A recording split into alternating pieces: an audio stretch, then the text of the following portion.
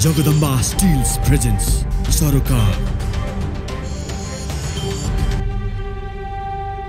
दर्शकबिन नमस्कार, कार्यक्रम सरोकारमा स्वागत छ। म निमेश बन्जाडे। नेकपा खारेज, एमाले र माओवादी केन्द्र पूर्ववत अवस्थामा फर्कदै अघि बढेको राजनीतिले अहिले 180 डिग्रीको कोल्टे फेरेको छ। प्रधानमन्त्री शेरबहादुर देउवाले पुनर्स्थापित संसदको पहिलो दिनको दोस्रो बैठकबाटै विश्वासको मत लिएका छन्। निरन्तरका असंवैधानिक र अलोकतान्त्रिक कदमका कारण सत्ताबाट सडकमा पुगेका निवर्तमान प्रधानमन्त्री केपी ओलीको विकल्प बनिरहेका देउवाको इतिहास पनि सन्तोषजनक त छैन। तर पुरानो छवि सुधार्ने मौका भने देउवालाई प्राप्त छ। विभिन्न पार्टी र विचार समूहको समर्थन देउवाले कायम राख्न सक्लान् कि ओलीले चोट पुर्याएका हरेक ठाउँमा मलमपट्टी लगाउन देउवा सफल होलान्?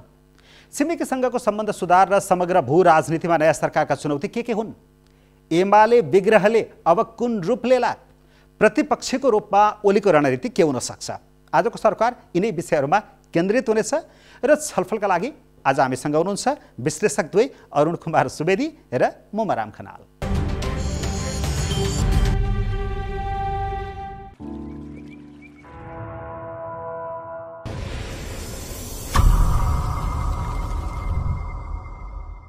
यार दुवैजनालाई कार्यक्रममा स्वागत छ। स्वागत छ। धन्यवाद।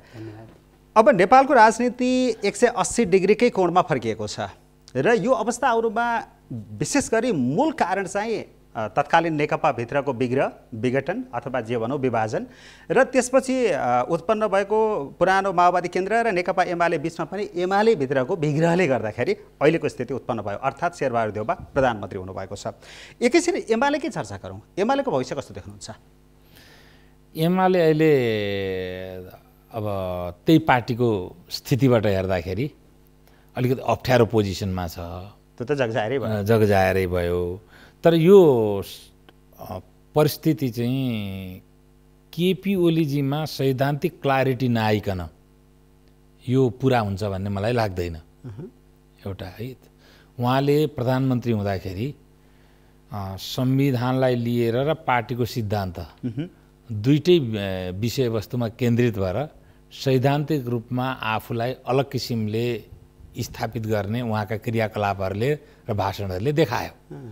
त्यो कुरो कम्युनिस्ट पार्टीको परम्परा र अहिले हाम्रो प्रचलित संविधान यो दुईटैसित चाहिँ मेल नखाने अवस्था थियो। त्यसका बारेमा ओलीजी अहिले पनि क्लियर हुनुहुन्न। अब अरू कुरामा प्रतिक्रियात्मक रूपमा जे भाषण गरे पनि त्यसैले एउटा गम्भीर विवादको स्थिति थियो। उहाँको कार्यशैली त आफ्नै ठाउँमा अलग विषय थियो नै। त्यत्रो धेरै चाहिँ सिनियर नेताहरू भएको परिस्थितिमा र उमेरमा आफूभन्दा कान्छो कम्युनिस्ट पार्टीको नेतृत्वमा आफूभन्दा जेठो नेताहरू पनि क्रियाशील अवस्थामै रहेको बेला ती नेताहरूको भावनालाई उहाँले व्यवस्थापन गर्न नसकेको पनि ठिक हो। त्यसले गर्दाखेरि जुन विभाजनको रेखा कोरिएको छ यो अरू वाइड हुँदै जान्छ। त वाइड हुँदै जाने कुरामा दुईटा स्थिति देख्छु। एउटा अङ्कगणितको स्थिति चाहिँ के छ भने अब अस्ति जुन विश्वासको मत शेरबहादुरजीलाई दिँदाखेरि जुन स्थिति देखियो, अब बिस्तारै बिस्तारै माधव नेपालजीको पक्षमा या त 40% पुग्नु पर्यो अहिलेको कानुनी व्यवस्था, पार्टी विभाजन गर्न, या त अब विश्वासको मत प्राप्त भइसकेको हुनाले शेरबहादुरजीले जतिजना पुग्छन् त्यतिकै कानुन पास गरिदिनु पर्यो संसदबाट। त्यो स्थितिले विभाजनको प्रक्रिया अगाडि बढाउनु पर्यो। होइन भने अब ओलीजीकै अहिले दायाँ र बायाँ हस्ती भनिएका मानिसहरू कुनै दिन माधव नेपालसितै सहकार्य नगर्लान् भन्ने पनि छैन। त्यो स्थिति हो भने ओलीजी नै संसदीय दलको नेताबाट चाहिँ हट्ने परिस्थिति निर्माण गयो भने फेरि यही कुरो माधव नेपालको सट्टा ओलीजीमा लागू हुन्छ। तर अहिलेको अवस्थामा चाहिँ ओलीजी र माधव नेपालजी यत्तिकै क्रियाशील रहेर राजनीति गरिरहँदाखेरि नेकपा एमाले एकीकृत रूपमा अगाडि जान सक्छ भन्ने मलाई लाग्दैन। मोमारामजी, तपाईँलाई पनि त्यस्तै लाग्छ या फरक मत छ तपाईँको? पछिल्लो समय त खास गरी ओलीको बोली र माधव नेपालजीका यी पोलिटिकल मुभले त उहाँहरू एउटै छानामा अट्नुहुन्छ जस्तो त देखिँदैन। के लाग्छ? यसलाई अझै चाहिँ थोरै नेपालको वामपन्थी आन्दोलनको एउटा चाहिँ बिन्दुबाट यो सुरुवात गर्नुपर्छ।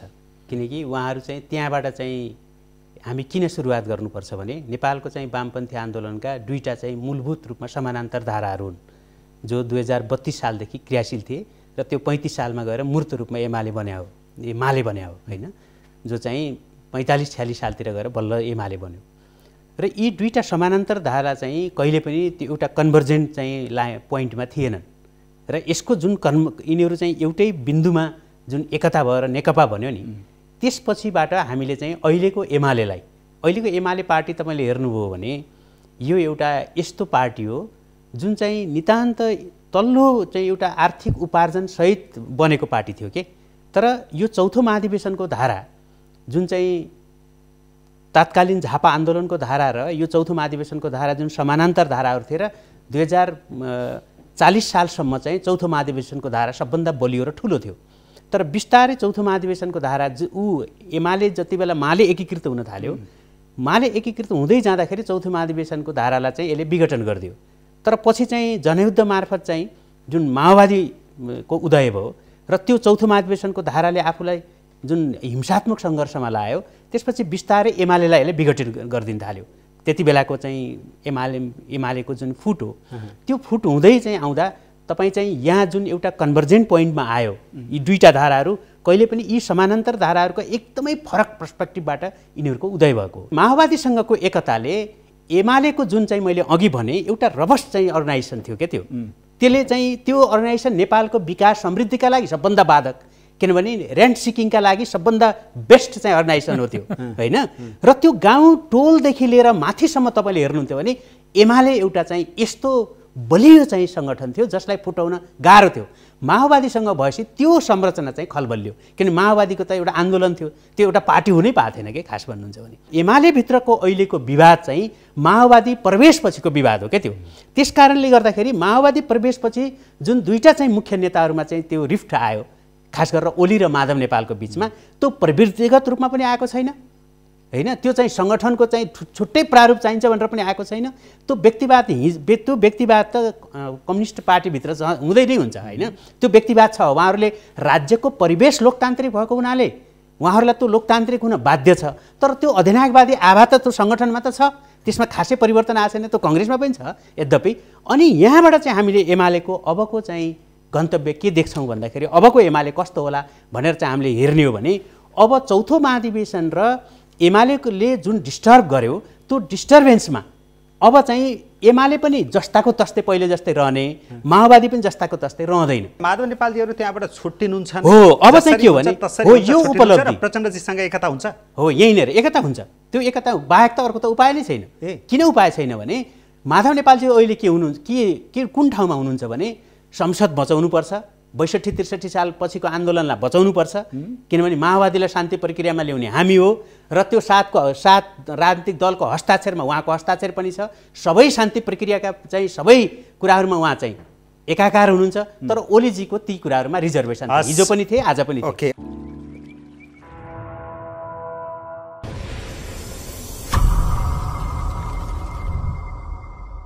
अरुणजी, अब यहाँनिर चाहिँ माधव नेपालजीको अहिले पनि वार्ता र सहकार्यको लागि प्रयास भइरहेको छ कार्यदल मार्फत। जे भने पनि आजको दिनसम्म चाहिँ माधव नेपालजीले अझै पनि एमाले भित्रै बसेर एमालेलाई नै कब्जा गर्न सक्ने प्रयासमा लाग्नु होला, त्यो सम्भावना देखिन्छ। वा ओलीजीसँग राजनीतिक भागभण्डा मिलाएर भए पनि त्यहाँ बस्ने स्थिति अझै सम्भावना हुन्छ कि हुँदैन, त्यो जीवित छ कि छैन? एउटा माधव नेपालजी र केपी ओलीजीको चाहिँ वैयक्तिक प्रवृत्तिगत र त्यो व्यक्तिगत कुण्ठाको यो लडाइँ चाहिँ म देख्दिनँ।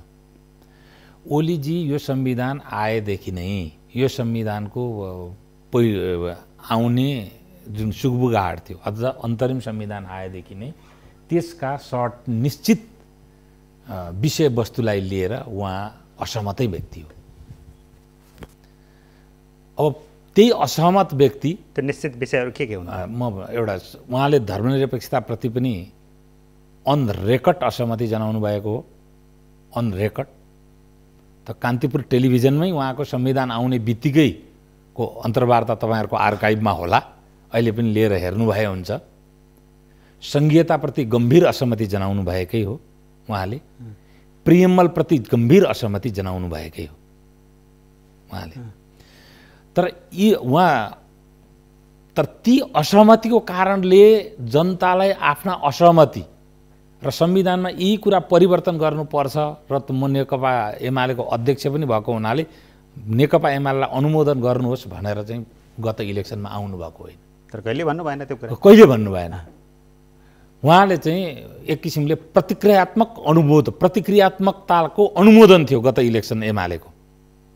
एन्टी इन्डियनिजम इज नेसनलिजमको न्यारेटिभलाई सेट गरेर आफ्नो नीति तथा कार्यक्रममा त्यही कारणले एउटा आवेगी जनमत निर्माण भएर आवेगी जनमतको अनुमोदन लिएर उहाँ आउनुभयो। ओके, माधव नेपालजीसँग जोड्न खोज्छु। म आउँछु है। 46 सालकै 47 सालको भनौँ 47-46 सालको परिवर्तनपछि 47 सालको संविधानप्रति पनि चाहिँ आलोचनात्मक समर्थन हो एमालेको होइन।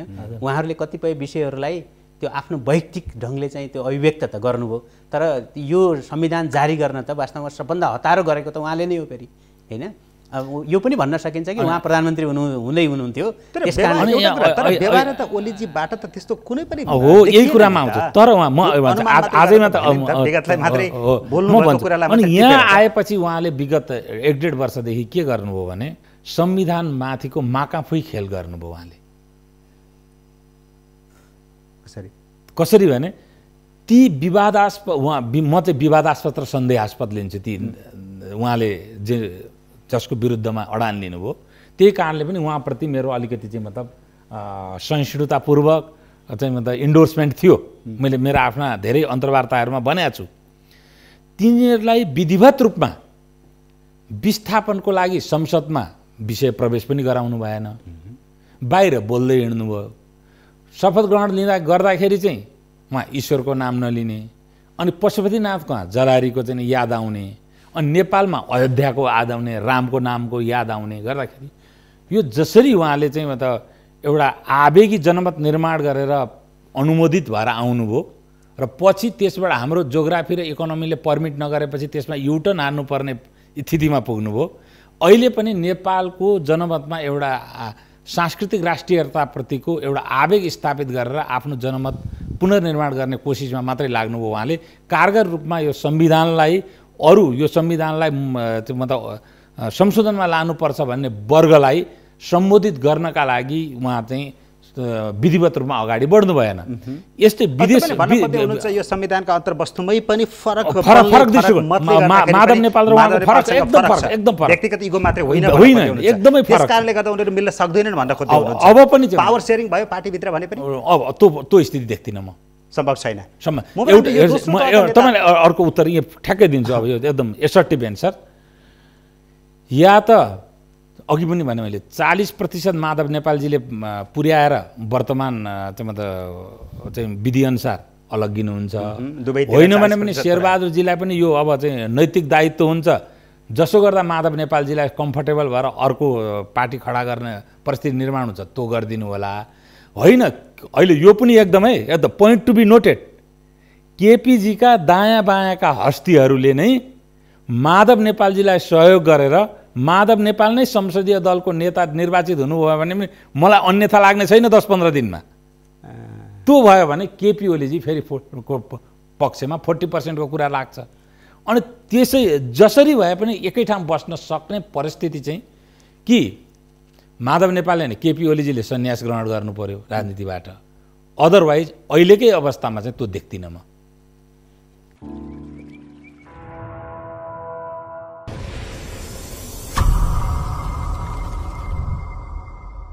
तपाईँले भनेकै अथवा गरेको विश्लेषणलाई टेकेर हेर्ने हो भने बाहिर अहिले चर्चा के पनि हुन थालेको छ भने माधव नेपालजीले धेरैभन्दा धेरै सांसद आफ्नो पक्षमा पारेर अहिलेको गठबन्धनमा दुईटै सांसदहरूको सङ्ख्या पुर्याएर बरु केहीलाई महाभियोग लाउनु पर्ने स्थिति हुन्छ भने त्यो निर्णयसम्म पनि पुग्न सक्नुहुन्छ कि भन्ने आकलन पनि गरिन्छ। मोहनजी, यो दोस्रो तहका नेताहरूको यो दौडधुप छ, यद्यपि अहिले कार्यदल त छैन, त्यसको अस्तित्व सकिसक्यो, तर उहाँहरूको त्यो दौडधुपले पनि केही काम गर्न सकेन के? किन उहाँले रिजल्ट दिन सक्नु होइन? एमाले भित्र अहिले चाहिँ दोस्रो तहको चाहिँ नेताहरू होइन, जुन चाहिँ अझै पनि ओलीजीसँग रहेका केही नेताहरूको उत्तेजना चाहिँ अझ बढी देख्छु मैले। अरू त एकदम पेलिएका छन्, त्यो उत्तेजना कसले सुन्नु र होइन, त्यस कारणले पनि होला।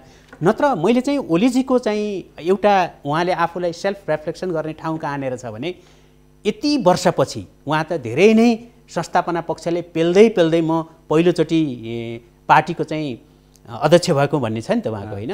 पहिलो पटक अध्यक्ष हुँदाखेरि उहाँकै पालामा पार्टी विभाजन हुने, उहाँकै पालामा चाहिँ पार्टीले पुरा समय काम गर्न पनि नपाउने र सरकारमा चाहिँ उहाँले त्यत्रो बहुमत पाउँदाखेरि पनि चाहिँ सरकारमा चाहिँ असफल हुने भनेपछि एउटा पात्र र प्रवृत्तिको रूपमा त उहाँ त टोटल असफल देखिनुभयो।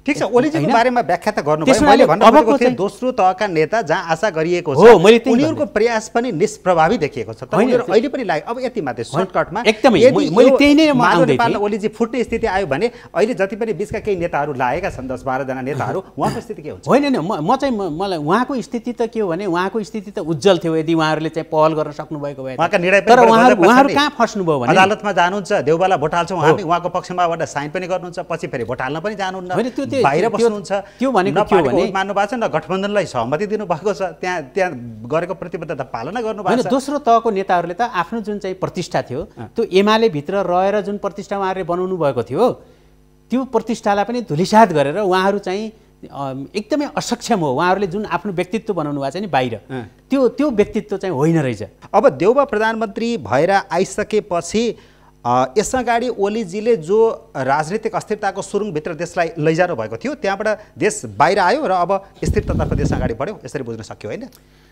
अब यसलाई चाहिँ कसरी बुझ्नु पर्यो भने सर्वोच्च न्यायालयले कस्तो परिस्थिति बनायो भने दबाव यो स्थायित्व दुई किसिमको हुन्छ।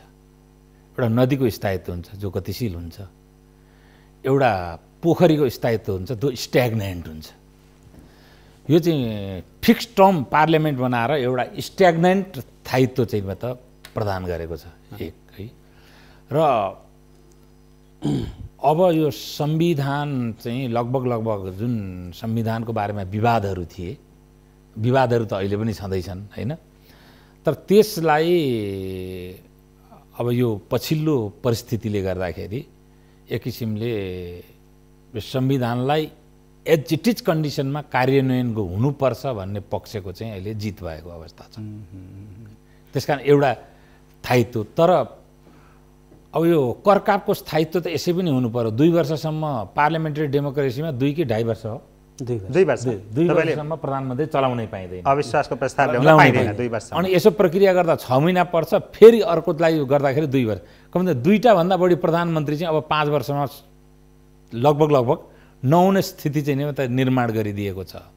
अब यो दबावपूर्ण स्थायित्व हुन्छ। अब केही राजनीतिक स्थिरताको बाटोतर्फ चाहिँ देश अगाडि बढ्यो कि राजनीतिक गर्ने ठाउँ चाहिँ भयो है अब पर्याप्त रूपमा। तर राजनीतिक स्थिरताले देशको समष्टिगत पहिचान, देशको आर्थिक उन्नति होइन र देशको अन्तर्राष्ट्रिय स्तरमा जस्तो प्रकारको पहिचान थियो त्यसलाई कहिलेसम्म अक्षुण्ण राख्छ? I cast doubt on it है। मेरो त गम्भीर असहमति छ र मलाई त्यो राख्छ भन्ने चाहिँ लाग्दैन।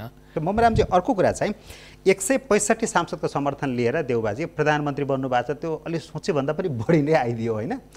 त्यो देउबाजीको हकमा राम्रै पनि भयो। अब सामान्यतया 2 वर्षसम्म अविश्वासको प्रस्ताव लिन पाइँदैन। फेरि त्यो संविधानको पनि धारा 76 को कुन उपधाराकालाई कहिलेसम्म के भन्ने त खुलाएको त छैन, तर इन जेनरल हेर्दाखेरि 2 वर्षसम्म अविश्वासको प्रस्ताव ल्याउन पाउँदैन। अब प्रधानमन्त्रीमा शेरबहादुर देउबाजी करिब 17 महिना निरन्तरता पाउनुहुन्छ भन्ने छ। तर यहाँनिर बिचमा चाहिँ उहाँले विभिन्न पार्टी विभिन्न विचार समूहको समर्थन लिनुभएको छ। सांसदहरूले विभिन्न आशा अपेक्षा आकाङ्क्षा राखेर उहाँलाई समर्थन गरेका छन्, तर त्यही समर्थन बिचमा टुट्यो भने त जोखिम हुन्छ नि। त्यो टुट्ने सम्भावना कतिको देखिन्छ? जाँदा जाँदै एउटा चाहिँ सत्य नै के हो भने जाँदा जाँदै चाहिँ पूर्व प्रधानमन्त्री केपी ओलीजीले उहाँको आफ्नो व्यङ्ग्य गर्ने आफ्नै बेजोडको शैली पनि छ होइन। उहाँले चाहिँ टालाटुली बटुली कति राम्री पुतली भन्नुभयो। वास्तवमा हेर्दाखेरि झट्ट हेर्दाखेरि त्यस्तो देखिन्छ पनि होइन। र यदि कुनैले पनि बिचमा चाहिँ अब बिचमा अहिले अब शेरबहादुरजी प्रधानमन्त्री भइसकेपछि अब उहाँ चाहिँ कसरी जानुपर्ने हुन्छ त भन्दा उहाँले चाहिँ यो 17 महिनालाई होइन म्याक्सिमम आफ्नो पार्टीभित्र पनि र बाहिर पनि नेपाली कङ्ग्रेस त साँच्चै भन्ने हो भने अहिले तुरुन्तै इलेक्सन हुने हो भने त नेपाली कङ्ग्रेसले चाहिँ बहुमत ल्याउने अवस्थै थियो। किनभने अरूका गल्तीहरू यति धेरै देखिए कि होइन नेपाली कङ्ग्रेसको चाहिँ पराजय नै उसको विजय हुने स्थितिमा पुग्यो होइन। कमसेकम यसले बिगार गरेन भन्ने भयो कि। त्यसैले नेपालको राजनीति नै यस्तै छ। तपाईँ एउटा यस्तो चक्र छ जहाँ असफल भएको पात्र अझ असफल भएपछि अर्को असफल भएको देखिन्छ कि अर्को असफल भएको मान्छे सफल जस्तो देखिन्छ। त्यस हुनाले मलाई चाहिँ के लाग्छ भन्नुहुन्छ भने बिचमा कसैले पनि छोडेर गए पनि, किनभने भोलिबाटै चाहिँ झगडा के सुरु हुन्छ भने तपाईँ अब जुन मन्त्री बनाउनु पर्ने हुन्छ होइन शेरबहादुरजीलाई सर्भ नगर्ने माओवादीलाई सर्भ गर्ने अर्थमन्त्री उहाँलाई गाह्रो होला होइन, अर्को चाहिँ पार्टीलाई चाहिँ सर्भ गर्ने अर्को मन्त्री उहाँलाई गाह्रो होला। त्यसपछि मन्त्री फेर्न पर्ने ठाउँमा अथवा उहाँ कि त आफ्नो पार्टीको होइन प्रचण्डजीलाई सर्भ गर्ने होइन कि अर्थमन्त्रीले प्रधानमन्त्रीलाई सर्भ गर्नु पर्यो होइन। भोलि त्यस्ता खालका अप्ठ्याराहरू आयो भने जो हिजो पनि आएको थियो अझ बढी छन्। जसपाको सिङ्गो पार्टीले समर्थन गरिरहेको छ, उसका अपेक्षा आफ्नै होलान् एकदमै। त्यस कारणले यदि कसैले चाहिँ रिसले सरकार छोड्यो भने पनि देउबाजीले फेरि विश्वासको मत लिइरहनु पर्ने छैन होइन। इलेक्सनमा जानुपर्ने चाहिँ छ कि छैन त्यो पनि अर्को हुन्छ, त्यहाँ अर्को बहस आउँछ, फेरि अर्को बहस आउँछ, अर्को सरकार गठन हुन सक्छ भन्ने अर्का तर्क कानुनका मर्मज्ञहरूले चाहिँ गर्लान्। तर यथार्थमा के छ भने शेरबहादुर देउबाजीलाई पनि त्यति सजिलो छैन, जो चाहिँ उहाँ अर्को इलेक्सनसम्म उहाँले कतिवटा विडङ्ग गर्नुहुन्छ फेरि त्यो पनि आफ्नै ठाउँमा छ होइन। उहाँका विडङ्गले चाहिँ उहाँको बनिरहेको माहौललाई कति बिगार्छ त्यो त हामी अहिले नै भन्नु हतार होला। भनेको विगतको नजिरलाई हेरेर पनि शङ्का गर्न सकिन्छ भन्न एकदमै होइन। उहाँहरू एउटा त शङ्का गर्ने होइन कि उहाँहरू सफल हुनुहुन्छ भन्ने त कुनै त्यसमा त 100% चाहिँ उहाँहरू असफलै पात्र हो भनेर त यहीँबाट भनिदिँदा भयो होइन। उहाँ कहिले पनि सफल हुनु भएन। सफल हुनुभएछ भने त हाम्रो चाहिँ हामीले यहाँ गरेको चाहिँ विश्लेषण 1000 गुणा चाहिँ त्यो चाहिँ नमिलोस् होइन, त्यो चाहिँ उहाँहरू सफल हुनुहोस्। एमाले 83 सांसदको नेतृत्व गरेर ओलीजी त प्रतिपक्षमा हुनुहुन्छ। ओलीजीको स्वभाव अहिलेसम्म प्रतिपक्षमा हुनुहुन्छ होइन, ठिक छ, तपाईँको अहिलेसम्मले पनि अर्थ राख्छ। फेरि उहाँको स्वभाव अथवा बालुवाटारबाट निस्कँदै गर्दा बालकोटमा गएर बारदलीमा दिएका अभिव्यक्ति र जाँदै गर्दाका तामझाम र यो बिचमा त युथ फोर्सको पनि फेरि पनि गठन भएको छ, यी लगायतका कुराहरू जोड्दाखेरि प्रतिपक्षीय भूमिका पनि प्रधानमन्त्रीजीलाई अप्ठ्यारै पार्ने खालको हुने देखिन्छ कि देखिँदैन? यो अहिलेको सरकारको गठनको चाहिँ मतलब प्राक अवस्था के भने ओलीजीले गरेका कामको प्रतिक्रियात्मक रूपमा यी सबै एक ठाउँ आएर निर्माण भएको सरकार हो। यसको आजका दिनसम्म कमन मिनिमम प्रोग्राम पनि छैन। त कमन मिनिमम प्रोग्राम आएदेखि चाहिँ बजेट कस्तो आउँछ, नीति तथा कार्यक्रम कस्तो आउँछ भन्ने चाहिँ आभास हुन्छ। त्यही भएर त भन्छ नि देउबाजीलाई प्रधानमन्त्री हुन्छु भन्ने पनि थिएन, भएपछि के गर्ने भन्ने पनि प्लान छैन भनेर आलोचना। अहिलेसम्म कमन मिनिमम प्रोग्राम पनि छैन। प्रतिक्रियात्मक रूपमा परिस्थिति यस्तो निर्माण आयो, पोलिटिकल सिचुएसन यसरी निर्माण भयो। त्यसकारण यसलाई अब भन्नुहोस् यो अब ओलीजीले नै ल्याएको नीति तथा कार्यक्रम र बजेट कार्यान्वयन गर्नका लागि गठन भएको त होइन होला यो सरकार। यसले आफ्नो पेस गर्ला होइन। अर्थमन्त्रीजीले भन्नुभयो त संसदले ल्याउँछु भनेर अर्थमन्त्रीजीले भनि पनि राख्नु भएको छ। त्यो स्थितिमा अब विधेयकहरू पनि आउनुपर्ने छ धेरै। कुनै विधेयक, नीति तथा कार्यक्रम अथवा पूरक बजेट अथवा परिमार्जित बजेट जे भन्नुहोस्, त्यो पास हुन्छ भन्ने ग्यारेन्टी अहिलेसम्म के छ? त्यो फेल भयो भने पनि त फेरि जाने त मैले उही सिसिफस मार्गमा फेरि संसद विघटन गरेर उहाँ जानु पर्यो, अनि राष्ट्रपतिले फेरि अर्को विकल्प छ कि छैन भनेर सभामुखलाई सोध्नुपर्ने परिस्थिति अथवा कोर्टलाई सोध्नुपर्ने, मैले गर्ने कि नगर्ने भनेर कोर्टलाई सोध्ने परिस्थिति नआउला भन्न चाहिँ सकिँदैन। त्यस कारण अहिले पनि के भने त्यो पूर्ण रूपमा संवैधानिक स्थायित्व त भयो कोर्टले गर्दाखेरि होइन, तर अहिले पनि राजनीतिक स्थायित्वकै अध्यायमा र नीति र विधिको स्थायित्वको अध्यायमा हामी छौँ भन्ने चाहिँ छैन है। सरकार स्थिर रहिरहन्छ भन्ने कुराको ग्यारेन्टी छैन है। एक दोस्रो कुरा अब प्रतिपक्षको भूमिका कस्तो होला ओलीजीको? अब ओलीजीको भूमिका चाहिँ आक्रामकै हुन्छ। एक त ओलीजी आफ्नै पार्टीभित्र त त्यत्रो उग्र आक्रामक भइसकेपछि प्रतिपक्षीलाई त उहाँले कुनै पनि भद्राएर बस्ने मान्छे होइन उहाँ है। फेरि अहिले चाहिँ म त कसैलाई मन पर्न र नपर्नु अलग कुरा छ, त आक्रामकताको वाकशैलीमा त ओलीजीलाई चुनौती दिने कुनै नेतै छैन नेपालमा। अनि उहाँले कुनै पनि एउटा सानो तिनो बातका बतङ्गड भन्छ नि हिन्दीमा, एउटा सानो तिनो कुनै पनि एउटा भेटाउनु भयो कुरो सत्तारूढ गठबन्धनको अथवा सरकारको भने त्यसबाट कसरी आवेगात्मक जनमत निर्माण गरेर आफूप्रति आकर्षित गर्ने भन्ने कला चाहिँ ओलीजीमा छ। भनेको सडक सदन दुवैतिर सजिलो हुनेवाला छैन र सडक तताउन पनि अहिलेको परिस्थिति हेर्दाखेरि नेपाल अब दुर्भाग्य हो, काङ्ग्रेसले धेरै वर्ष शासन गर्यो, मास बेस पोलिटिक्स हुँदै जानुपर्ने अझ क्याडर बेस पोलिटिक्स हुँदै गएको छ। सबै पार्टीका सङ्गठित अथवा क्रियाशील सदस्यताको तपाईँले गणित गर्नुभयो भने नेपालमा 35 लाखभन्दा बढी क्रियाशील सदस्य छन् पार्टीहरूका। हेर्नुहोस्, त्यो यो भातृ सङ्गठनहरू सबै गरेर 35 लाख मान्छे त परिवारकै हुन् नि त होइन। परिवार गर्दाखेरि त यो भर्टिकल्ली पोलराइज छ नेपाल पुरै पोलिटिकल्ली। र त्यो अवस्थामा पनि ओलीजीको जुन एउटा शैली छ त्यसले गर्दाखेरि सडक तताउने, अहिले सत्तारूढ गठबन्धनले तताउन मिलेन सडक। अब यो अलिकति यो कोभिडको वातावरण मिल्यो भने सडक तताउने अहिले सबभन्दा बढी सम्भावना चाहिँ ओलीजीले नै छ। त्यस्तो स्थिति पनि हुन्छ, अझै पनि त्यस्तो कल्पना गर्न सकिन्छ? कता युथ फोर्स भनेको छ, अखिल फोर्स भनेको छ, अब के फोर्स निकाल्ने होलान्, अझै पनि उही बाटोमा जान चाहन्छन् दलहरु?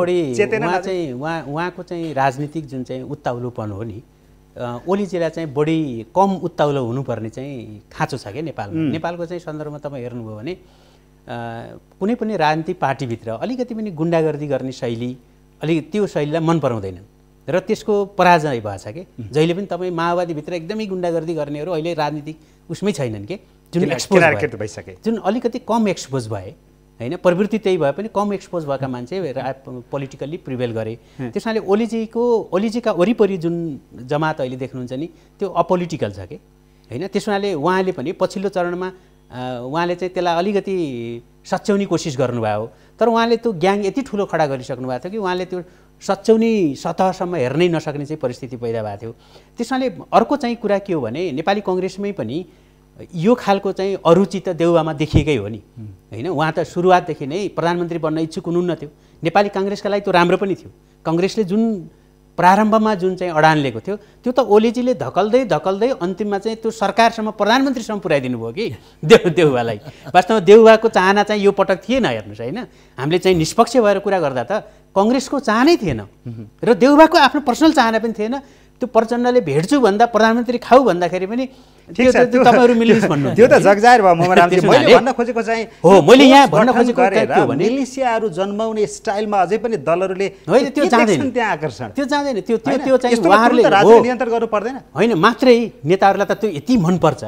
त्यो मन पर्ने नेताहरु चाहिँ कहाँ ट्रेनिङ दिएका फोटाहरु सार्वजनिक गरेको छ, हाउगुजी देखाउन खोजेको छ। अहिले पनि यस्तो बेलामा पनि मैले एउटा कुरा थप्छु र है, यो खालको जुन चाहिँ बालुवाटारबाट बालकोट लाने जुन स्टाइल हो नि, त्यो स्टाइल मन पराउने ओलीजी र प्रचण्डजी पनि हो। त्यो अलिकति त्यो स्टाइल मन पराउने होइन, तर त्यो स्टाइल यति पुरानो भइसक्यो कि त्यो जति गर्नुहुन्छ त्यति नै नेपाली राजनीतिले उहाँहरूलाई अझ तल लान्छ कि।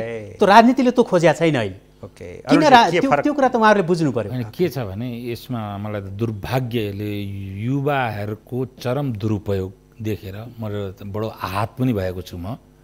यसमा अलिकति उहाँको भन्दा मेरो फरक के छ भन्नुहुन्छ भने अहिले ठुलो सङ्ख्यामा राजनीतिमा आस्था राख्ने युवाहरूको जमात छ जसको घोषित व्यवसाय केही छैन र जीवनशैली एकदमै हाई लाइफ छ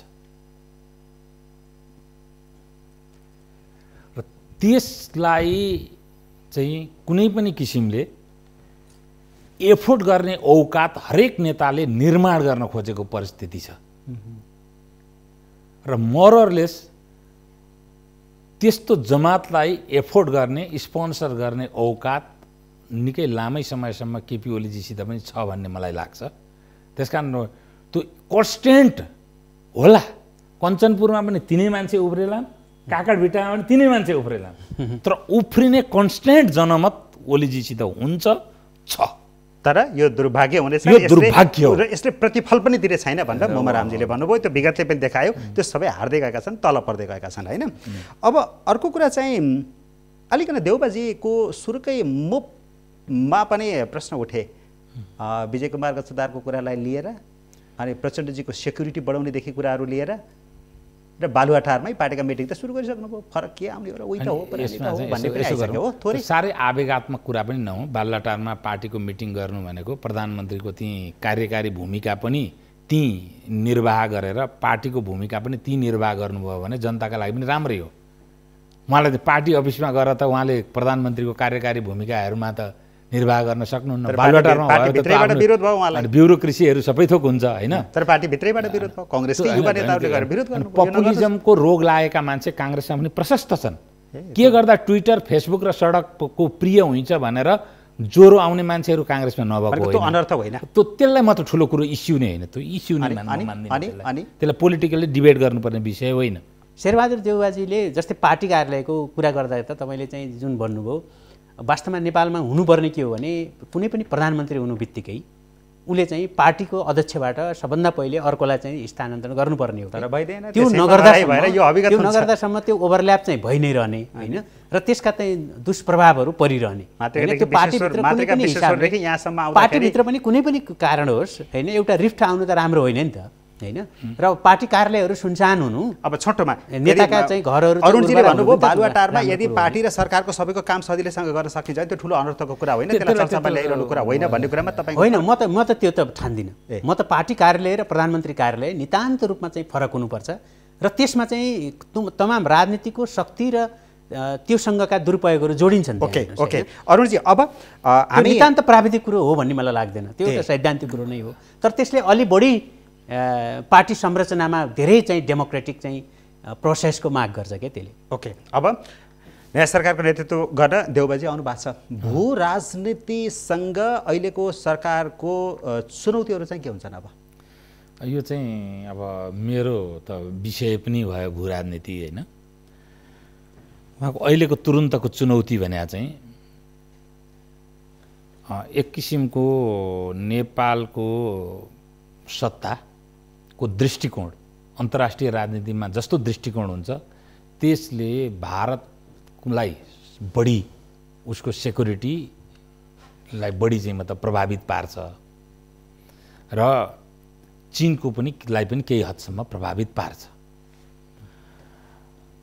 पश्चिमा शक्तिहरू एकदमै नेपाल अहिले चाहिँ नेपालको अहिलेको सरकारको पोस्चर कसरी आयो भने हो कि होइन, कति हो कति होइन त उहाँहरू जान्नुहोस्, तर यसको सार्वजनिक रूपमा जुन व्याख्या भइरहेको छ त्यो व्याख्या भनेको चाहिँ पश्चिम युरोप र अमेरिकासित बढी सहकार्य गर्ने र अन्तर्राष्ट्रिय सम्बन्धमा उनीहरूलाई प्राथमिकता दिएर अन्तर्राष्ट्रिय मुद्दाहरूमा उनीहरूले अनुमोदन गरेको मुद्दासँगै नेपालको राज्य सत्ता पनि आफूलाई त्यसै अनुसार निर्णय गराउने किसिमको चाहिँ परिस्थिति निर्माण भयो भनेर व्यापक रूपमा चर्चा छ। तर यही चर्चाको देउबाजीले खण्डन गर्नुभएको छ, संसदमा त्यही विश्वासको मत लिने दिन हाम्रो प्राथमिकता छिमेक नै हुनेछ भन्नुभयो उहाँले।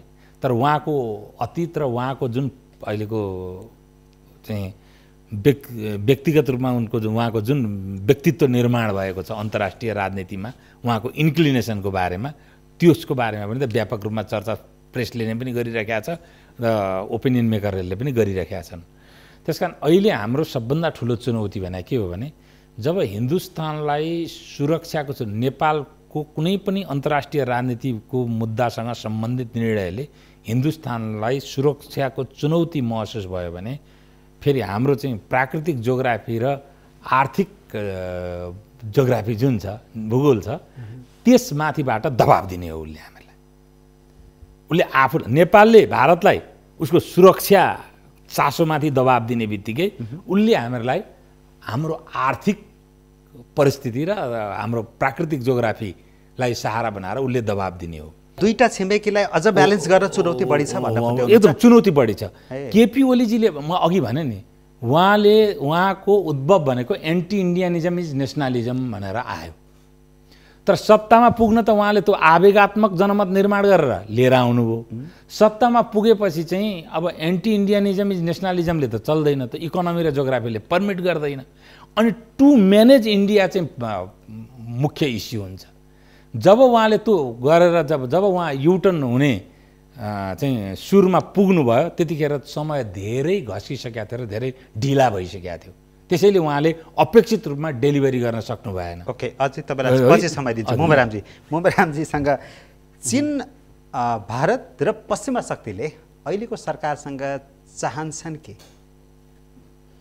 अहिलेको सरकार मात्रै होइन सबै सरकारसँग उनीहरूले चाहने एउटै कुरा अथवा अघिल्लो सरकारसँग किनभने हामीले चाहने हो, उनीहरूको इन्ट्रेस्टको कुरा उनीहरूले चाहने हो होइन, स्वाभाविक रूपमा उनीहरूका चाहिँ मूलत दुई तीनवटा इन्ट्रेस्टहरू हुन्छन्। मुख्यतः अझ एउटा इन्ट्रेस्ट हुन्छ सुरक्षाको पहिलो नम्बरमा, दोस्रो चाहिँ आर्थिक सुरक्षाको हुन्छ होइन, व्यापारको कुरा हुन्छ, र अर्को के हो त भन्दाखेरि अन्तर्राष्ट्रिय चाहिँ अलिकति ग्लोबल पोलिटिक्समा नेपाल जस्तो देशलाई पनि लिएर एउटा भूमिका हुन्छ हैन। त्यसमध्ये अब हाम्रो चाहिँ देशको चाहिँ फरेन पोलिसी भनेको मूलतः 3टा देशसँग गरे हुने छ क्या, हाम्रो अरूसँग केही पनि छैन हेर्नुहोस् हैन। पश्चिमासँग एउटा खालको चाहिँ त्यो एउटा प्रभाव चाहिँ त्यो हाम्रो चाहिँ मान्छेहरूले त्यहाँ गएर पढ्छन्, उनीहरूले गर्ने चाहिँ केही पोलिटिकल एजेन्डाहरू उठाउलान्, ह्युमन राइट्सका कुरा उठाउलान्, त्यो पनि त्यति ठुलो कुरा छैन। नेपाल चाहिँ वास्तवमा भारत, चीन र अमेरिकाको बिचको चाहिँ सम्बन्ध कस्तो हुन्छ नेपालको भन्ने नै हाम्रो चाहिँ विदेश नीतिको मूल आधार हो हैन। त्यसमा चाहिँ केपी ओलीजीको प्रारम्भमा विदेश मन्त्री मार्फत जुन चाहिँ धेरै कुराहरू चाहिँ त्यो अभिव्यक्त भएका छन् हैन, त्यसमा चाहिँ थोरै चाहिँ केपी ओलीले गर्न खोजेको के हो भने नेपाल भारत र चाइना भन्दा अलिकति चाहिँ फरक तरिकाले अमेरिकासँगको रिलेसनलाई चाहिँ अलि ओर तान्न सकिन्छ कि भन्ने एउटा प्रयत्न भएको देखिन्छ हैन। जहाँ चाहिँ अमेरिकाको अहिले त साँच्चै भन्नुहुन्छ भने चाइनाको वरिपरि जुन इन्डो चाइना क्षेत्र छ यसमा चाहिँ नेपाल एकदमै इम्पोर्टेन्ट किन छ भने अहिले भर्खर दलाई लामाको प्रसङ्ग छैन, अब अर्को दलाई लामा कसलाई घोषणा गर्ने भन्ने भित्र ठुलो रणनीतिक चाहिँ चासो छ मान्छेहरूको हैन। त्यसमा चाहिँ मुख्य चासो कसको छ त भन्दा चाइना, अमेरिकाको र भारतकै छ। र भारत र अमेरिकाको अलिकति जुन चाहिँ इकोनोमिकल्ली अलिकति अगाडि जाने, खास गरेर टेक्नोलोजी ट्रान्सफरदेखि लिएर उनीहरूको बिचमा जुन अलिकति प्याक्ट बन्न खोज्यो, त्यसपछि चीन र भारतको बिचको रिलेसनमा पनि थोरै चाहिँ उतार चढाव आएको छ।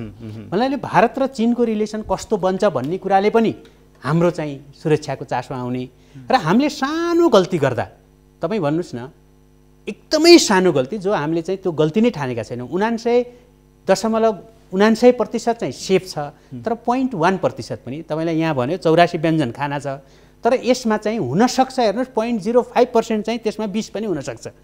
तर यो खाना चाहिँ यति स्वादिष्ट छ कि संसारमा चाहिँ सबभन्दा स्वादिष्ट खाना यही हो भन्नुभयो भने पनि तपाईँ 0.5% रिस्क पनि तपाईँको ज्यानकै खतरा हुन्छ हेर्नुहोस् कहिलेकाहीँ हैन। त्यसैले यस्तो सेन्सिटिभ ठाउँमा रहेको मुलुकका लागि के हुन्छन् भने साना साना कुराहरूले पनि ठुलो इम्प्याक्ट पार्छन्। राजनीतिक सम्बन्ध बलियो बनाइराख्न र अझै दुर्गामी बनाइराख्न चाहिँ देउबाजीलाई कतिको सजिलो छ? हो, अब म चाहिँ देउबाजीसँग आउँदाखेरि मलाई चाहिँ के लाग्छ भन्नुहुन्छ भने देउबाजीका लागि त्यो देउबाजीले नै गर्ने, एक्लै उहाँले गर्ने भने उहाँको सरकारले यो खालको संवेदनशीलतालाई हैन, उहाँले चाहिँ अमेरिकाले त साँच्चै भन्नुहुन्छ भने चीनको त चिनिया सभ्यता नै संसारको सबभन्दा ठुलो शत्रु भनेर घोषणा गरेको छ हैन। त्यो आर्थिक कुरा मात्रै छैन, वर्तमान प्रणाली हो, सभ्यता त हैन, सभ्यतै भनेको छ। त्यो माइक पम्पेले त चाइनिज सिभिलाइजेसन मार्क्सिजम भन्दा पनि खतरा भनेर त भाषणै गरेको छ हेर्नुहोस्। मार्क्सिस्टहरू त बरु ककेसियन रेसका थिए, त्यो ककेसियन रेसहरूको बिचमा त बरु चाहिँ हाम्रो एउटा खालको युनिट हुन्छ, मार्क्सिस्टहरू त बरु ककेसियनहरू हुन् जर्मनहरूका। यो त चाइनिज सभ्यता भने त त्यो 3000 वर्षदेखि चाइना त अहिले शक्तिशाली भएको होइन नि, चीन त बिचमा अलिकति चाहिँ समस्या आएको, नत्र त 3000 वर्षदेखि त शक्तिशाली नै छ चीन त हेर्नुहोस् हैन। चीनले त चिनिया संसार त्यसपछि बाँकी संसार भन्छ के। ठिक छ ठिक छ, देउबाजीलाई चाहिँ भारत चीन अमेरिकासँग सम्बन्ध मजबुत बनाएर अगाडि लैजानको लागि कति सजिलो छ? वास्तवमा यसमा चाहिँ ओलीजीले पनि उत्ताउलो खेल खेल्नुभयो हैन। ओलीजीले जानेर त्यसको तयारी जुन हुनु पर्थ्यो नि, कुनै पनि चिजहरू तपाईँले चाहिँ विदेश सम्बन्धलाई डिफाइन गर्न इन्डियालाई शत्रु घोषणा गर्न सकिन्छ, तर तपाईँको त्यो इन्डियालाई शत्रु घोषणा गरेर बाँच्ने आधारहरू नभइकन सक्नुहुन्छ। देउबाजीले पनि त्यो सिरियसनेसका साथ उहाँले अर्को चाहिँ अति गर्नु होला हैन, ओलीले अर्को अति गर्नुभयो, प्रचण्डले अर्को अति गर्नुभयो, त्यो अतिभन्दा माथि अलिकति माथि गएर मुलुकको चाहिँ स्वार्थलाई केन्द्रमा राखेर हाम्रा विदेश नीति तय गर्नेमा राजनीतिक पार्टीहरू कति पनि सिरियस छैनन्। राजनीतिक फाइदाका लागि उनीहरूले जे कुरा पनि उठाउँछन्। भारतसँगको सम्बन्ध अहिलेको प्रधानमन्त्रीजीको कस्तो होला भन्ने विषयमै तपाईँको छोटो टिप्पणी चाहन्छु। देउबाजीले त भारत विरुद्ध पनि कडा टिप्पणी गर्नुभएको छ, प्रधानमन्त्री हुनुभन्दा अगाडि केपी ओलीजी भारतको टाङ पनि छिरे भनेर भाषणै गर्नुहुन्थ्यो। अब आफ्ना साथीहरूसँग सहकर्मीसँग त मलाई भारतले प्रधानमन्त्री बनाउन दिँदैन भनेर भन्दै हुनुहुन्छ भन्ने पनि बाहिर आउँथे समाचारहरू। यति मात्र होइन, ओलीले भारतसँग चुच्चे नक्साको भूगोल फिर्ता ल्याउनको लागि वार्ता गरेको खोइ कुरा मात्रै गरेर हुन्छ भनेर पनि टिप्पणी गर्ने मान्छे अहिले प्रधानमन्त्री हुनुहुन्छ। भारतसँग कसरी सम्बन्ध पर्ला? नेपालको फरेन पोलिसीको 2टा डक्ट्रिन छ अहिलेसम्म, जुन 2टै डक्ट्रिनले काम गरेन आजसम्म। यसमा चाहिँ म जियो पोलिटिक्स र यसमा मैले अध्ययनै पनि गरेको छु र मैले बारम्बार भन्दै आएको के काम गरेन। एउटा चाहिँ पहिले बिपी कोइरालाको डक्ट्रिन, अर्को राजा महेन्द्रको डक्ट्रिन। बिपी कोइरालाको डक्ट्रिन के हो भन्नुहुन्छ भने दुईटैतिरबाट जुन सन्तुलनको कुरा छ नि त, म त पहिलेदेखि मेरो त कुरा छ यो सन्तुलनको विदेश नीति चल्दैन भन्ने कुरो। प्र्याग्मेटिक हुनुपर्छ। हाम्रो इकोनोमिक इन्ट्रेस्ट, डायस्पोरिक इन्ट्रेस्ट र स्ट्राटेजिक इन्ट्रेस्टले जे बोल्छ त्यसअनुसारको विदेश सम्बन्ध त्यो बराबरको इक्विडिस्टेन्स भनेको बोगस कुरा हो भन्ने मान्छे। तर जुन बिपी कोइराला प्रधानमन्त्री हुँदा एक किसिमको आभास भइसकेको थियो कि काहीँ न काहीँ गएर म्याकार्टने डगलस लाइन अथवा म्याकमोहन लाइनको चाहिँ सीमा मान्दिनँ भनेर चाउएनलाईले घोषणा गरेपछि युद्ध हुने स्थिति थियो। त्यो बेला त एकदमै ठुलो प्रेसर बिपी कोइरालामाथि। दबाब कसरी चाहिँ भयो त? चाइनाको त्यस्तै दबाब, भारतको दबाब स्वाभाविक हो, किनभने स्ट्राटेजिकली नेपालबाट भारत एकदमै डिफेन्सिभ हो, जोग्राफी नै त्यस्तो छ। उहाँले चाहिँ के नीति लिनुभयो भने अमेरिकासित आफ्नो सम्बन्ध विस्तार गरेर इजरायलसित दौत्य सम्बन्ध कायम गरेर यहाँ आएर उहाँले दुईटै छिमेकीलाई के सन्देश दिनुभयो भने हेर मलाई थर्काउने होइन, म अमेरिकाको रणनीतिक साझेदार हो, मबाट थर्किने भन्ने सन्देश दिनुभयो उहाँले। अब हाम्रो पपुलेसनको द स्ट्रेन्थ, इकोनोमीको स्ट्रेन्थ अथवा एज ए होल नेसनको स्ट्रेन्थले त्यसलाई कति पर्मिट गर्छ भनेर उहाँले सोच्नु भएन। त्यसको परिणाम 17 साल पुस 1 गते आयो। आजसम्म पनि नेपाली कङ्ग्रेस त्यो डक्ट्रिनभन्दा बाहिर निक्लेको छैन। त्यस कारण शेरबहादुर पनि त्यहीबाट है। तब त्यो मात्र किन गर्दा अब गोवामा जाँदाखेरि शेरबहादुरजी कोसित बस्नु होइन, त्यो इन्डियनहरूले प्लानिङ गरेको थियो कि कतैबाट प्लानिङ भएको थियो होला।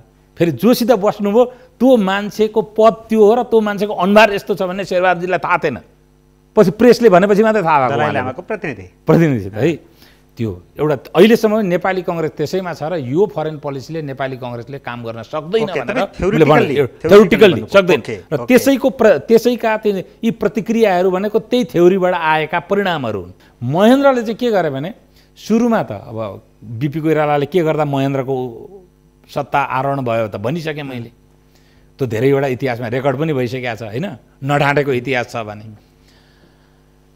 अब महेन्द्रलाई चाहिँ जब भारतसित आफूलाई सत्तामा सनातन रूपमा बस्नलाई कुनै प्रकारको चुनौती हुन्छ अथवा जब भारतको नेतृत्वले प्रजातन्त्रका कुराहरू लिएर आउँछ अथवा प्रजातन्त्रवादीहरूलाई अलिकति चाहिँ मतलब उसले आश्रय दिएर अलिकति प्रमोट गर्न सक्छ र प्रोभोक पनि गर्न थाल्छ कहिलेकाहीँ होइन, त्यो हुने बित्तिकै खोज्या हो म चीनसित मिलिदिन्छु तिमीलाई कि भनेर रिलेटिभ बेनिफिटको आफू सत्तामा बस्नका लागि सापेक्षित लाभको विदेश नीतिको सिद्धान्त उहाँले अवलम्बन गर्नुभयो। त्यही विदेश नीतिको सिद्धान्त अवलम्बन गरेर अन्तिममा ढाका वक्तव्य तत्कालीन महाराज ज्ञानेन्द्रको आएपछि राज संस्था समेत बहिर्गमित भयो। यो दुईटा भन्दा बाहिर आउनु पर्यो एक।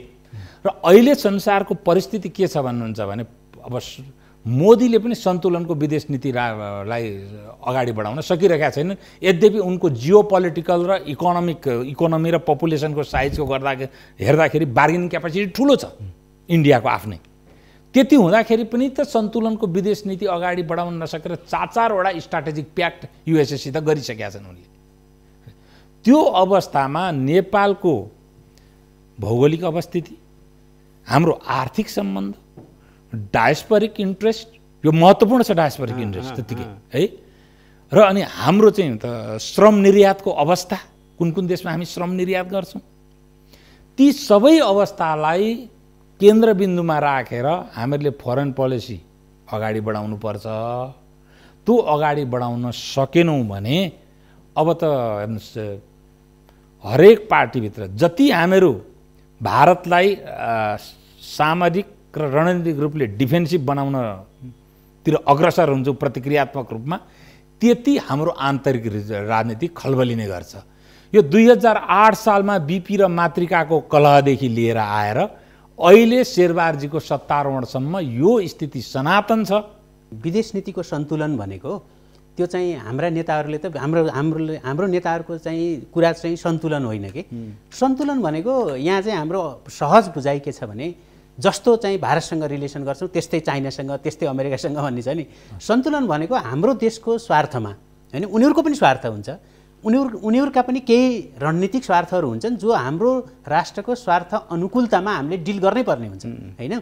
त्यस गरे बापत जति चाइनासँगको रिलेसन आवश्यक पर्छ चाइना र नेपालको त्योभन्दा कैयौँ गुणा अर्कै रिलेसन चाहिँ भारतको र नेपालको आवश्यक पर्छ।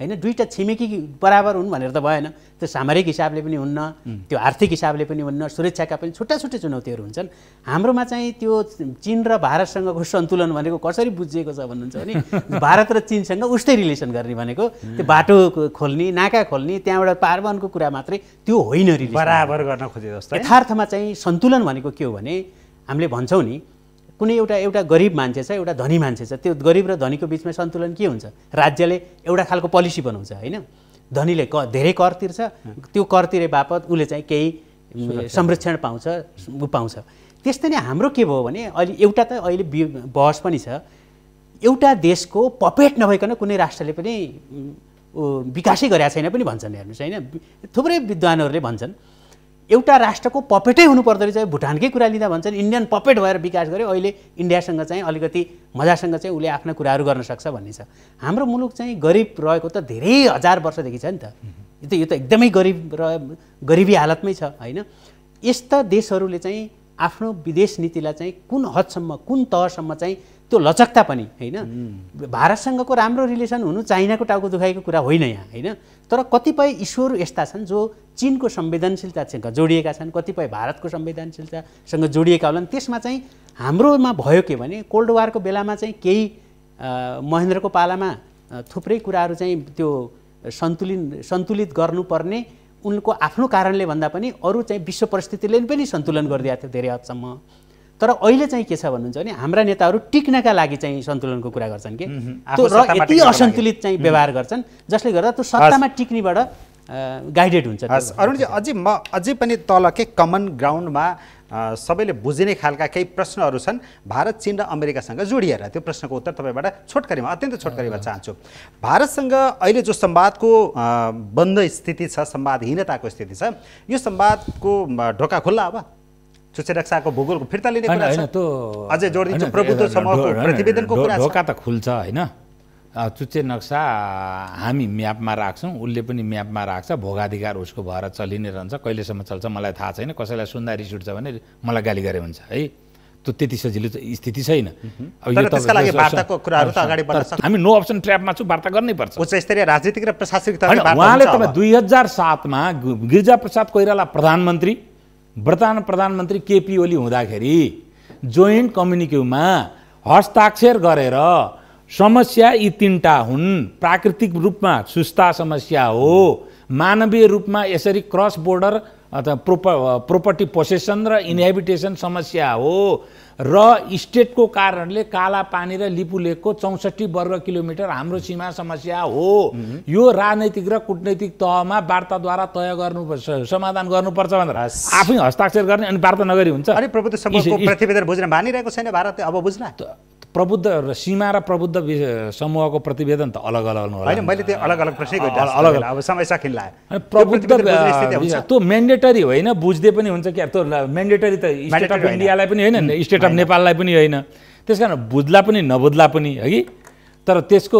अब कन्टेन्टहरू के छ मलाई थाहा छैन ओके ममरामजी अर्को कुरा चाहिँ यो एमसीसीको कुरा जोडतोडले उठिरहेको छ भन्न त मान्छेले केसम्म भने नेकपाको यो विभाजन टुटफुट एमसीसीकै कारणले सम्म भयो राजनीतिक यो खालको युटर्न पनि एमसीसीकै कारणले भयो पनि भन्छन् अब भन्नेका कुरा त एक थरी भए तपाईलाई के लाग्छ अब फेरि एमसीसी पास हुने गरेर अगाडि बढ्ने स्थिति छ नयाँ सरकार मलाई चाहिँ अहिले के लाग्छ भने जुन जनस्तरसम्म यो विवाद छ नि वास्तवमा कतिपय विवादका प्रकृतिहरू कस्ता हुन्छन् भने यो विवाद जहाँ हल हुनुपर्ने थियो नि त्यहाँ हल नभएको हुनाले यहाँ आएको होइन नत्र यस्ता चाहिँ इस्युहरू त तमाम इस्युहरू हुन्छन् तर एमसीसी किन तलसम्म आयो त र तल मात्रै होइन एउटा राजनीतिक पार्टीमा विभाजन हुने तहसम्मका पनि डिबेटहरू भए होइन त्यस हुनाले यसको प्रकृति राजनीतिक दलहरूले जहाँ टुङ्गाउनु पर्थ्यो अथवा नेपालको चाहिँ जुन तहबाट यो टुङ्गिनु पर्थ्यो होइन प्रशासनिक तहबाट कहाँबाट टुङ्गिनु पर्थ्यो राजनीतिक तहबाट कहाँबाट टुङ्गिनु पर्थ्यो भन्ने त्यहाँ नटुङ्गिएपछि तपाईँले जनस्तरसम्म बहस ल्याउनुभयो जनस्तरसम्म बहस लिएपछि त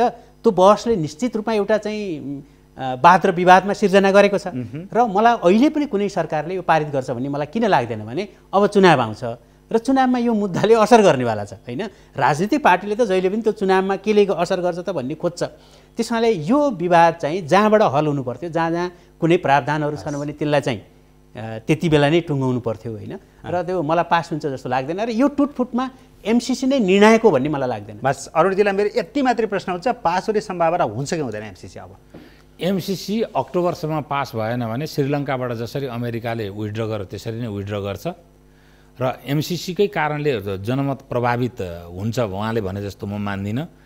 शेरबहादुरजीले पनि समर्थन गरे हो, केपी ओलीजीले पनि समर्थन गरे हो, प्रचण्डजीले पनि समर्थनै गरे हो, हेर्नुहोस् उहाँको पार्टीभित्र जे भए पनि। यी तीनटा नेतालाई एमसिसीको समर्थन गरे भनेर यी तीनटा नेताको पार्टीलाई ल हराउने कुनै माइकालाल छ भने मैले यी तपाईँको कार्यक्रमबाट चुनौती दिएँ मैले। हस्, त तपाईँको बुझाइ भयो। अर्को पनि एउटा प्रश्न मैले गर्नै पर्ने हुन्छ। बिआरआईको कुरा पनि थाहा थियो। ओलीजीले जुन उत्सुकताका साथ अगाडि लैजानुहुन्छ भन्ने अनुमान गरिएको थियो, उहाँ पनि ब्याक हुनुभयो, चुपचाप लाएर बस्नुभयो। यसको स्थिति के हुन्छ अब? त्यो बिआरआई भन्दा शीघ्र कार्यान्वयन हुने परिस्थिति भने चाहिँ एमसिसीकै हो। एमसिसी त विवाद, मैले सबै कन्टेन्ट पढाएको छु, कन्टेन्टमा त्यत्रो विवाद गर्नुपर्ने केही विषय छैन। तर तपाईँले जब चाहिँ मतलब 50 वर्षदेखि अमेरिकी साम्राज्यवाद मुर्दाबाद र भारतीय विस्तारवाद मुर्दाबाद भनेर इन्डक्ट्रिनेसन गरेर यत्रो जनमत निर्माण गर्नुभएको छ भने अमेरिकाको आउने बित्तिकै टाउको दुख्ने जनमत ठुलो निर्माण गर्नु तपाईँलाई नै बुमराङ गर्छ। बिआरआई चाहिँ अहिले के भने तपाईँलाई प्रश्न, बिआरआईको अरू सानातिना कुराहरू त त्यसै अन्तर्गत प्रोजेक्टहरू आउलान्, तर सबभन्दा यहाँ मान्छेको चासो भनेको रेल लिङ्कको कुरा हो, अरू होइन। रेल लिङ्कको कुरा भन्नुहुन्छ भने भारत र चीन, बिआरआई भनेर अथवा जे भनेर पनि भारत र चीन एक आपसमा रेलबाट जोडिने शर्तमा नेपाललाई बिचमा नछोड्ने गरी बिआरआई आउँदाखेरि हामीहरूलाई कुनै फरक पर्दैन। तर बिआरआई अन्तर्गत आउने रेलले हरेक चिजको इकोनोमिक र फाइनेन्सियल चाहिँ फिजिबल हुनुपर्छ। यदि कुनै पनि देशले फाइनेन्सियल र इकोनोमिकल्ली फिजिबल प्रोजेक्ट अर्को देशमा गर्दैन भने त्यो प्रोजेक्ट स्ट्राटेजिक प्रोजेक्ट मात्रै हो। मोहनरामजी, म अन्तिमतिर आएँ। यो दुवैजनालाई एउटै प्रश्न गर्छु।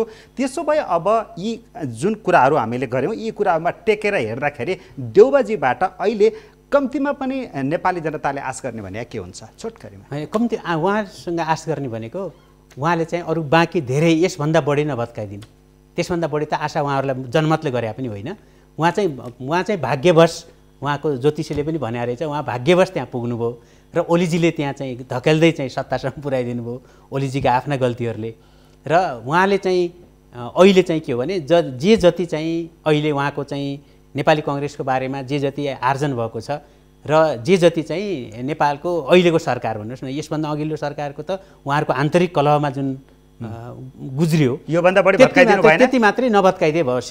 एउटा चाहिँ प्रणालीलाई नभत्काइदिए भयो, अर्को कुरा आफ्नो पार्टी नभत्काइदिए भयो। त्यति नै उहाँको लागि धेरै ठुलो उपलब्धि हुन्छ। प्रणालीलाई नभत्काउनकै लागि, त्यत्तिकै लागि यो सरकार स्थापित भएको हुनाले प्रणाली भत्किन्छ भन्ने मलाई लाग्दैन, प्रष्ट होइन। तर उहाँ चाहिँ शेरबहादुरजीमा एउटा महारत हासिल छ। यथास्थितिलाई टालटुल गरेर सत्ता सञ्चालन गर्न उहाँ एकदमै विज्ञ मान्छे हो। त्यसकारण उहाँले यथास्थितिलाई टालटुल गरेर अर्को निर्वाचनसम्म लगिदिएर जनतालाई खोप दिनुभयो भने त्यति नै गनिमत भन्ठान्छु म। त यद्यपि उहाँको सरकारमा केही आशलाग्दा व्यक्तिहरू गएर आफ्नो मन्त्रालयसँग सम्बन्धित सर्टेन नीति र विधि डेलिभर गरे भने हामी खुसी नै हुनेछौँ। हस्, विचारको लागि यहाँहरू दुवैजनालाई धन्यवाद। यहाँलाई पनि धन्यवाद।